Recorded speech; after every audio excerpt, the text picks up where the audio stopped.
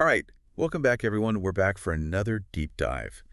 And this one's a little unnerving. Yeah, bit creepy this time. Yeah, so we're going to dig into how malicious actors are actually targeting Roblox developers. Uh, oh, Yeah, that's not good. no, not good at all. And they're doing it through NPM packages, Oh, interesting. right? So NPM packages, these are like the building blocks that developers use for their projects, Oh, especially especially in JavaScript. JavaScript, exactly. That's right. And so, this is kind of a big deal because if you compromise those building Well, blocks, then you compromise everything built on top of it. right, you're poisoning the well at the source. Exactly. And this is actually a much broader concern, and we see this happening in other industries as well. This Yeah. is called a software supply chain attack, Right. and we're seeing it more and more. So basically, it's like, you're trusting these packages to do what they say they're going to do, Right. but what if they don't? What if they're actually hiding something malicious? Exactly, and it's scary how simple the tactics are that these attackers are using. Yeah. So for this deep dive, we're looking at some really interesting research from a socket security researcher named Kirill Boychenko. Okay.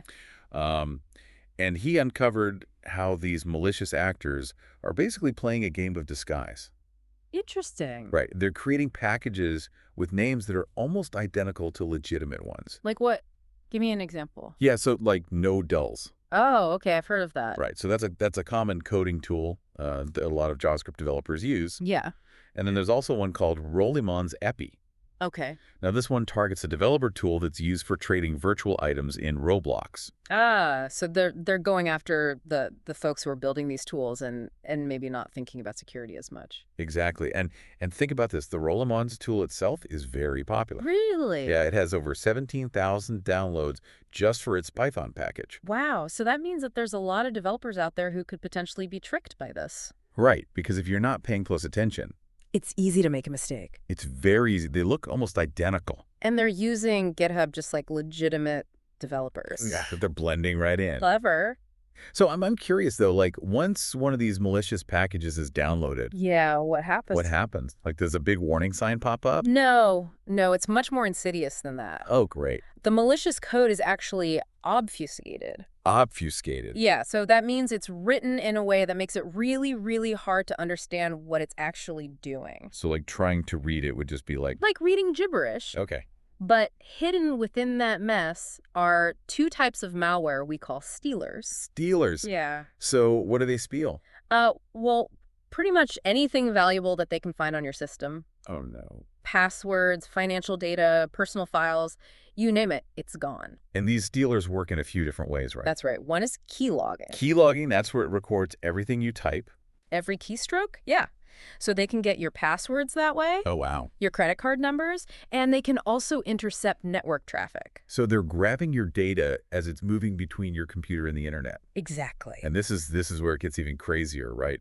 They're sending this stolen data back to themselves through things like Discord, webhooks, and Telegram. Yeah, I mean, that's just wild to me. These are tools that people use every day for legitimate communication. Exactly. It makes it so much harder to detect. Right, because it just looks like normal traffic. You're kind of hiding in plain sight. Exactly. It's really unsettling. It is.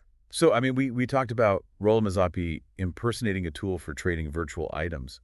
But earlier we were talking about how they're also using this tactic with other popular Roblox libraries like noblocks.js. Yeah, it seems to be a pattern. It's a scary pattern. So, Mhm. so what can developers do to protect themselves from this?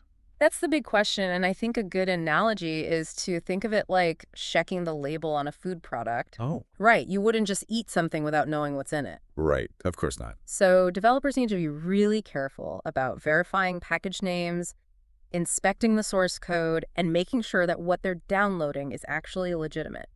But how do you actually do that? I mean, how do you spot these cleverly disguised packages? Well, there are a few things you can look for. First, be wary of packages with very few downloads or those that were just created very recently. Okay, so brand new packages. Be careful. Yeah, because it's kind of unusual for a legitimate, widely used package to have very little activity around it. Right, that makes sense. And then also pay really close attention to the package description. Oh, okay. And look for anything suspicious there, like maybe it's asking for unusual permissions. Okay, so like permissions that don't really make sense for what the package is supposed to do. Exactly. And if you're really comfortable with code, you can even inspect the source code yourself.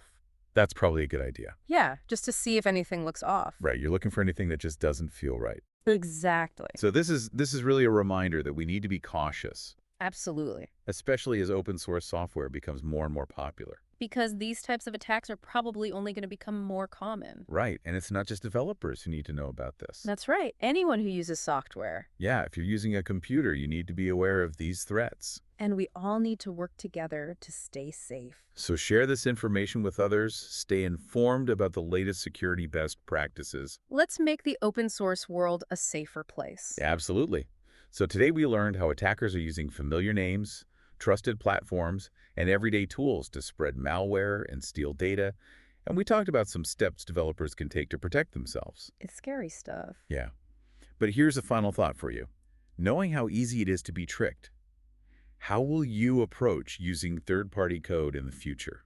Think about it. Think about it and stay vigilant. Stay safe, everyone. We'll see you next time.